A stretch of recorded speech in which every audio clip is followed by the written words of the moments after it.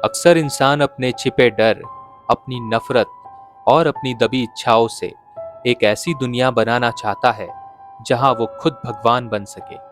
सोचिए अगर किसी को इतनी पावर मिल जाए कि वो अपनी ही बनाई दुनिया में लोगों की किस्मत कंट्रोल कर सके, जहां सब उसके इशारे पर नाचे और कोई उसकी असली पहचान तक न जान पाए।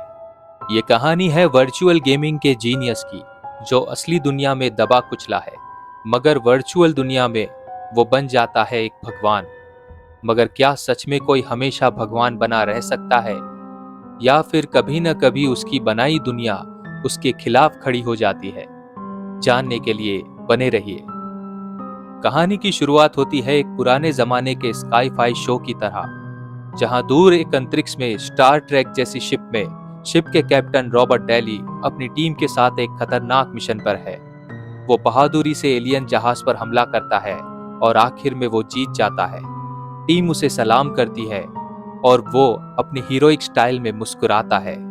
लेकिन ये सब उसकी बनाई हुई एक करिश्माई दुनिया का हिस्सा है, एक वर्चुअल गेम जो उसने एक कंपनी के लिए बनाई थी, जिस कंपनी का वो सीटीओ है, यानी टेक्निकल हेड। लेकिन असल दुनिया में डेली बहुत शर्मीला है, डरा हुआ और इंट्रोवर्ट। असल में उसका पार्टनर वॉल्टन इस कंपनी का चेहरा है। सब लोग उसी को मानते हैं। ऑफिस में बाकी लोग डेली को इग्नोर करते हैं और पीठ पीछे मजाक भी उड़ाते हैं। मतलब असली दुनिया में डेली बिल्कुल पावरलेस है। और अपनी असल जिंदगी की इस कमी को दूर करने के लिए डेली ने अपनी कंपनी के लिए जो गेम बनाई है, उसी का ऑफलाइन वर्जन अपने लिए भी बनाया है, जिसके बारे में और कोई नहीं जानता और उसे सिर्फ वही एक्सेस कर सकता है। और अपनी पर्सनल गेम के मॉडल के लिए डेली ने ऐसा सिस्टम बनाया है जिससे वो किसी भी इंसान का डीएनए इस्तेमाल कर वर्चुअल वर्ल्ड में उसका डिजिटल क्लोन बना सकता है। और उसकी बनाई इस वर्चुअल गेम में उसकी ऑफिस के वही लोग हैं जिनसे वो असली दुनिया में आंख भी नहीं मिला पाता है, लेकिन इस गेम में वो उन सभी का भगवान है। उसी दौरान ऑफिस में एक नई लड़की आती है जिसका नाम है नेटली कोल। वो डेली के काम की बहुत ही बड़ी फैन है और उसकी बहुत ही तारीफ करती रहती है। डेली को ये सुनकर अच्छा लगता है, लेकिन जब असली दुनिया में नेटली वॉल्टन और बाकी की टीम से घुलने मिलने लगती है, तब डेली फिर से अकेला और इग्नोर महसूस करता है। अपने शर्मीले स्वभाव के चलते वो नेटली से असली दुनिया में तो कुछ कह नहीं पाता है, इसलिए वो वही तरीका अपनाता है और चुपके से नेटली का डीएनए सैंपल लेकर वो उसके क्लोन को भी वर्चुअल गेम में उतार देता है। और जब नेटली भी उस वर्चुअल गेम की दुनिया में जागती है, तब वो हैरान रह जाती है कि आखिर वो यहाँ कैसे आई। तब बाकी कैद हुए लोग उसे बताते हैं कि ये डेली की बनाई हुई एक जेल है, जहां से निकलना नामुमकिन है और रॉबर्ट डेली यहाँ सबका मालिक है। रॉबर्ट डेली अपनी डिजिटल टीम पर पूरी तरह से राज करता है। अगर कोई उसकी बात ना माने, तब वो उसे कड़ी से कड़ी सजा देता है। कभी वो उनका चेहरा बदल देता है या किसी जानवर में बदल देता है, कभी ऑक्सीजन छीन लेता है और कभी शरीर ही खत्म कर देता है। सब लोग उससे डरते हैं और नेटली को यहाँ समझ में आता है कि ये आदमी अंदर से कितना अकेला और खतरनाक है। लेकिन नेटली हार मानने वालों में से नहीं है। वो बाकी की टीम को कहती है कि हमें मिलकर इससे निकलना होगा, लेकिन क्रू के सभी मेंबर उससे बहुत ज्यादा डरते हैं, क्योंकि रॉबर्ट के खिलाफ जाना मतलब मौत। और यही नेटली सबको समझाना चाहती है कि वो यहाँ पर असल में जिंदा है ही नहीं। असल दुनिया में किसी को पता ही नहीं है कि वो यहाँ पर है। वो बस उनके डीएनए से बने हुए क्लोन भर है। लेकिन क्लोन्स को भी असल इंसान जैसा ही दुख और तकलीफें महसूस होती है। इसलिए यहाँ पर रहने से अच्छा है कि वो यहाँ से निकलते हुए मर ही जाए, क्योंकि यहाँ तक लंबे समय तक जिंदा रहना मतलब डेली की गुलामी में जिंदा रहना, जो मौत से भी बदतर होगी। और आखिर में सब नेटली की बात मान जाते हैं और सब मिलकर भागने की प्लानिंग करते हैं। और जैसा कि नेटली डेली के काम की प्रशंसक थी, इस वजह से उसने डेली के काम को बहुत ही बारीकी से देखा था, और इसी वजह से वो उस गेम में एक बग ढूंढ पाती है, जिसके चलते वो असल दुनिया में किसी को मैसेज भेज सकते हैं। और सब मिलकर तय करते हैं कि रियल वर्ल्ड में भी नेटली को ही वो मैसेज भेजा जाए, क्योंकि डेली के काम को सबसे ज्यादा वही समझ पाएगी।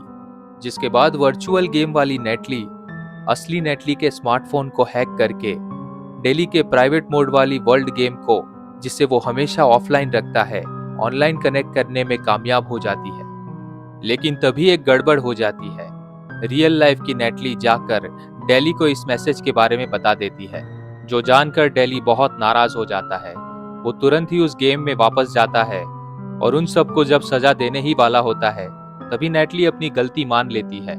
और वो जब नेटली को सजा देने वाला होता है, तभी क्रू की एक मेंबर उसे बचाने की कोशिश करती है और गुस्से में आकर डेली उस क्रू मेंबर को एक भयानक जानवर में बदल देता है, जो देखकर सारे क्रू मेंबर्स यहाँ तक कि नेटली की भी हिम्मत जवाब दे जाती है। लेकिन तभी डेली से एक गलती हो जाती है। वो इतने गुस्से में होता है कि गेम को फिर से ऑफलाइन करना भूल जाता है और इस गलती के बारे में नेटली को पता चल जाता है और एक बार फिर से आजाद होने की कोशिश करने के लिए वो एक बार फिर से सारे क्रू मेंबर्स को मनाने की कोशिश करती है। लेकिन इस बार वॉल्टन, जो असल जिंदगी में डेली का पार्टनर और इस कंपनी का को फाउंडर भी है, वो मना कर देता है। वो बताता है कि दोबारा वो ऐसी कोई हरकत नहीं करेगा जिससे डेली नाराज हो जाए।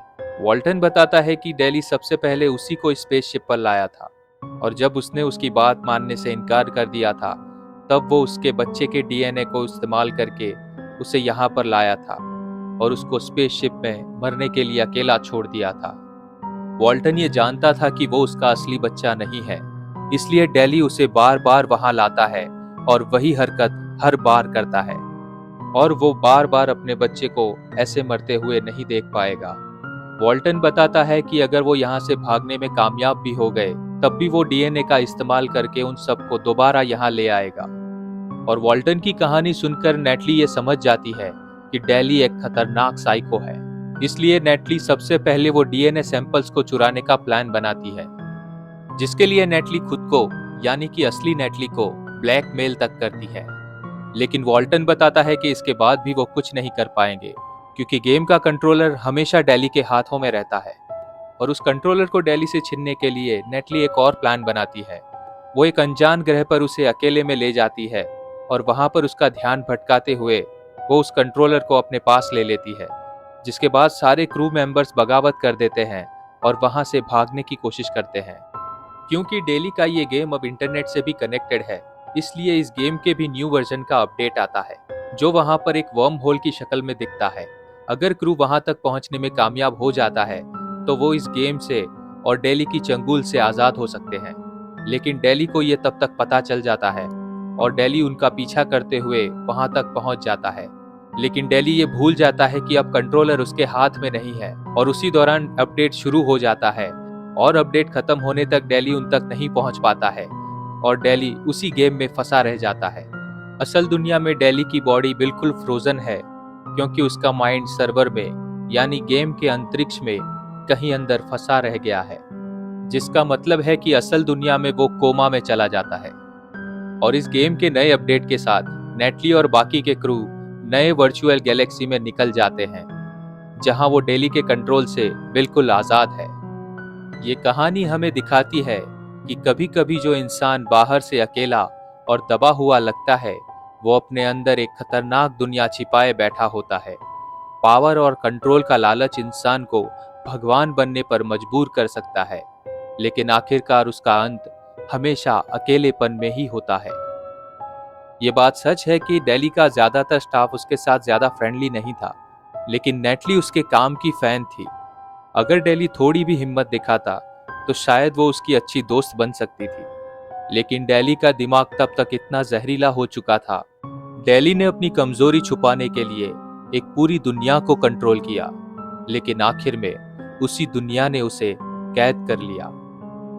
इस कहानी के बारे में आप क्या सोचते हैं, कमेंट बॉक्स में लिखकर जरूर बताइएगा। और अगर आपको स्काईफाई, स्पेस, वर्चुअल रियलिटी और साइकोलॉजिकल थ्रिलर पसंद है, तो हमारा यह चैनल जरूर सब्सक्राइब कीजिएगा। हम आगे भी ऐसी कहानियां लाते रहेंगे और हमारा ये चैनल बहुत ही जल्द 1000 सब्सक्राइबर पूरे करने वाला है और आप सबके सहयोग से ये बहुत ही जल्द हो सकता है। इसलिए लाइक, शेयर और सब्सक्राइब करना मत भूलिएगा। मिलते हैं एक और ऐसी नई कहानी के साथ। तब तक के लिए आप सभी का धन्यवाद।